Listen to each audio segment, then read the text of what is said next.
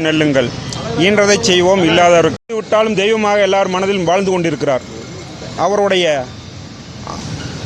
ஆசைக்கிடங்க அந்நியார் அவர்கள் தலைவரை வழியோ அவ்வழியில் மிகவும் சிறப்பாக செயல்பட்டு கொண்டிருக்கிறார்கள். இருக்கின்ற 184 கழகம் என்கின்றார்கள். ஆனால் தேசிய முற்போக்கு திராவிட கழகம்தான் இன்று முதன்மையான கட்சியாக இருக்கிறது. மக்களுக்காக குரல் கொடுக்கக்கூடிய ஒரே கட்சி தேசிய முற்போக்கு திராவிட கழகம். ஏனென்றால் நன்கு சிந்திக்க வேண்டும். மக்கள் 500 கொடுத்தால் சரி, 1000 கொடுத்தால் சரி என்று அன்னைக்கு ஓட்டு போட்டால் சரி அப்படிங்கிறாங்க. ஆனால் ஒரு யூனிட்டுக்கு 3 ரூபா ஒரு நாளைக்கு அப்படின்னு கணக்கு போட்டால் 10 நாளைக்கு நம்ம கரண்ட் பில் கட்டுறதில்ல, 2 மாதத்துக்கு ஒருக்கா கட்டுறோம். எந்த சின்ன வீடாக இருந்தாலுமே, பெரிய பங்களாவாக இருந்தாலுமே, பெரிய தொழில் நிறுவனமாக இருந்தாலுமே ஒரு நாளைக்கு 3 யூனிட்டுங்கிற சாதாரணமாக ஓடும். அப்போது மாதம் எத்தனை யூனிட் கணக்காகும்? 100 unit free. ஆனால் 100 யூனிட்டு 10 நாள்லேயே நம்மளுக்கு முடிஞ்சு போயிடும். எத்தனை கோடி மக்கள்கிட்ட எத்தனை ஆயிரம் ரூபாய் வசூல் பண்ணுகிறீர்கள்? இது எதுக்கு போலித்தனமான ஏமாற்றம்? அதுக்கு எல்லாத்துக்கும் ஒரே தராசரியான வண்ணத்தில் இருக்கின்றது. இன்று நீ மேலும் மேலும் கரண்ட் பில்லுகளை ஒவ்வொரு மாதத்துக்கு ஒரு முறை ஏற்றி கொண்டிருந்தால் தொழில்களே அழிகின்ற சூழ்நிலையில் இருக்குது.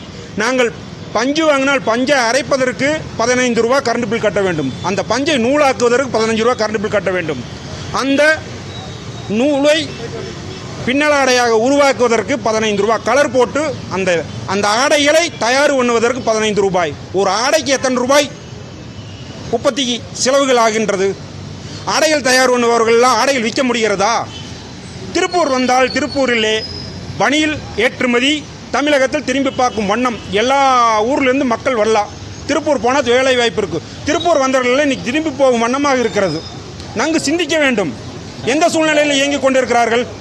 இருக்கின்ற அரசியல்வாதிகள் செங்கொடி பிடிச்சி, போர்க்கொடி பிடிச்சி தூக்கி கொண்டு மக்களுக்காக, தொண்டர்களுக்காக போராடினாங்க. இன்னைக்கு எங்கே போயிட்டாங்க? அவங்களாம் தோல் மேலே தோல் போட்டு கை போட்டு ஒன்றா சுற்றிட்டு இருக்கிறாங்க. இங்கே இருக்கின்ற காதர்பேட்டையில் இருக்கின்றார்கள் மக்கள் எத்தனை பேர் சம்பந்தம் இல்லாத ஒரு நாளைக்கு மீடியேட்டர் என்கின்ற வகையில் பனியன் புரோக்கர் ஏஜென்ட் என்று 2000 to 2500 பேர் இந்த காதர்பேட்டை ரயில்வே ஸ்டேஷன் முன்பு இருப்பார்கள். அவர்களெல்லாம் பணியில் இல்லாத 100 ரூபாய்க்கும் 50 ரூபாய்க்கும் ஒவ்வொருத்தர் கிட்டவும் ஏன்னா ஒரு 50 ரூபா கொடுங்கன்னா 100 ரூபா கொடுங்கிற வண்ணத்தில் போயிட்டு இருக்குது. அப்படி இருக்கும் வண்ணத்தில் நீ மேலும் மேலும் கரண்ட் பில்லைகளை ஏற்றி இருக்கின்ற மக்கள் தொழில் நிறுவனத்தையும் அளிக்க வேண்டாம், தொழில் செய்கின்ற நிர்வாகிகளையும் அளிக்க வேண்டாம். இப்படிக்கு தேசிய முற்போக்கு திராவிட கழகம் என்றும் வன்மையாக கண்டிக்கும். நன்றி, வணக்கம்.